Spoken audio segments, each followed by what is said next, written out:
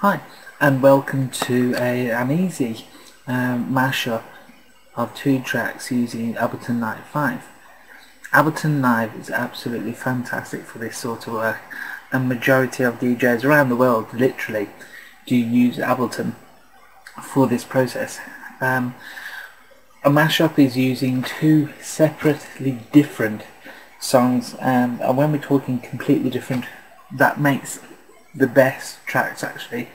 Something like a hard rock and a nice soft song works so well because people just don't expect it. Yet they've both got to have hooks and instant recognizability that will make them pretty cool tracks, and a big cool track in itself. So you've got loads of hooks in one track, loads of hooks in another track, which would equal an immensely powerful hooky main track. The track I'm going to choose is from the MTV Mash-Up weekend, and it was Prodigy's Smack My Bitch Up mashed up with Enya's Orinoco Flow. Two completely odd tracks, yet so powerful that it works really well, and whoever thought of it was really clever. So what I'm going to show is that this is Ableton Live. Down the side is all what you can load into it. So you can load up files. So you've got file 1, file 2, file 3. We've got various plugins, as it shows you a little plug, and other things really. On this front we have where you actually throw the files into.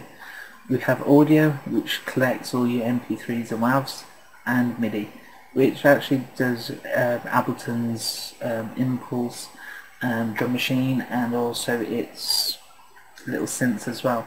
We're not using that today, so we can leave that to one side. What we do want is our audio. If we're using just one audio, that's just going to be naff, so we need to add a few more. So what we're going to do is right mouse click on audio, insert another audio track, and I want a few, so I'm going to insert another audio track. There we go. So that's the main part, but I don't want to drag any files into here because it's not really going to be worth my while. I want to actually see the files, what they actually look like.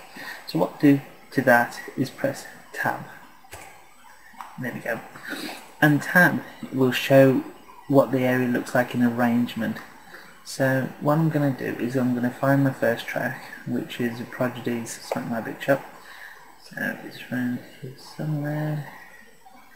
Yeah, there we go. So put that into the first one. There. What I've done is I've left mouse buttoned on my track and then kept the mouse button down and moved it over. I'll show you what I'll do. Let me see. That's Enya Orinoco Flow. So I'm going to left mouse button on that.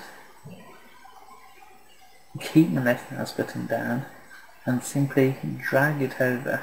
Keep the left mouse button down and pop it in audio 2. I can only pop it in audio 1, audio 2 or audio 3, and I'm going to pop it up to the top. There we go. If you can see as well, my Prodigy's in blue and Enya's in brown. We can change the colour scheme if you want, but at the present time I don't want to. It's alright. If we look at the very top, you see a big black rectangle, and that shows us where we actually are. So we're actually at the start of our track, and the project goes all the way to the very end, so it's a good quarter of the way length longer than any Orinoco Flow. But all I can see now though is just a big blue bar, big brown bar, and that's not really helpful to me. So what I'm going to do is actually try and look at the actual waveform itself.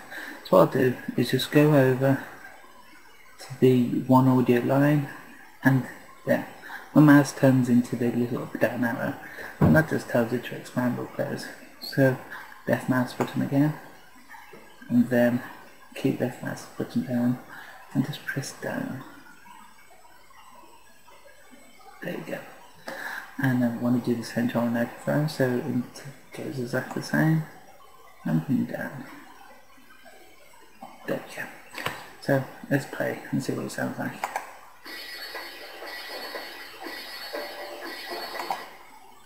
Sounds silly at the moment, and that's only because we haven't actually matched them properly, because they're two separately different tracks.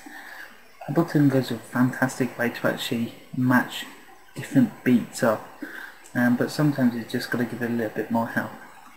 So first of all, let's have a look at Orinoco Flow, because I think that's the main bugbear at the present time. Because if we press play, it's all fine, all fine.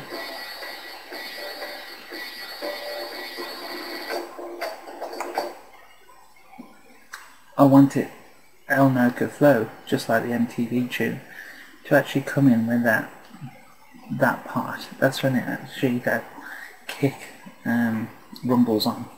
So what I'm going to do is double click on Orinoco Flow, and that brings up the actual clip itself, the actual waveform and what Ableton's actually done to it. And here's our warp. It's got all warp markers along there, and that's just helping Ableton itself just to align it with everything else. We've got a warp, we've got beats per minute, and this is actually telling Ableton what we're actually trying to warp. And this is really clever, because if we press down on the little button, we've got beats, tones, textures, rich, repitch and complex. So it's helping Ableton out a little bit and helping us. If we've got like a string or an atmosphere, we can go to texture or complex, and then Ableton will try its best just to warp that, so we can roughly warp anything we want. So bring that back. If I want to move this waveform and start it here, what I need to do is literally move it. So how do we do that? A left mouse button on the bar, keep left mouse button down, and moves it over. Fantastic. So is that better? No. Our tempo is really out. Let's have a look at, it's 136 beats per minute, but we're running 120, and that's not good. I don't want Prodigy to sound low and rubbish. I want it to actually be driving the track. The Enya tune, I don't want to decrease it any further, because Enya sounds actually quite good at that low rate. So what I'm going to do is actually go over to 120, left mouse button again, left click and keep my mouse button down, and then just go up and get to 138. Let's use it on there. Here we go. Let's see what that sounds like. So I press start, gets me back to the start. Better.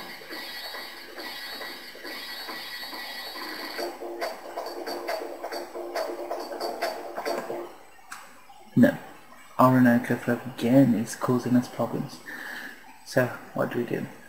This view's not too bad, but at the moment I've just got all sparks and just peaks and it doesn't do anything. So I'm going to just go over to my little box, and can you see that then? It goes, the mouse goes from normal arrow, then when I actually get to the outside of the box, it goes to a little circle. And what that means is that it's we want to magnify. So that's what we want to do. Again, our left mouse button, keep it pressed down, and then if we go down, we magnify it a little bit more. There we go. And until we can see separate little samples within the various beats and songs, that's when we know when we can stop. So I'm going to just move a little box over to the start of the track, do that by going left and right.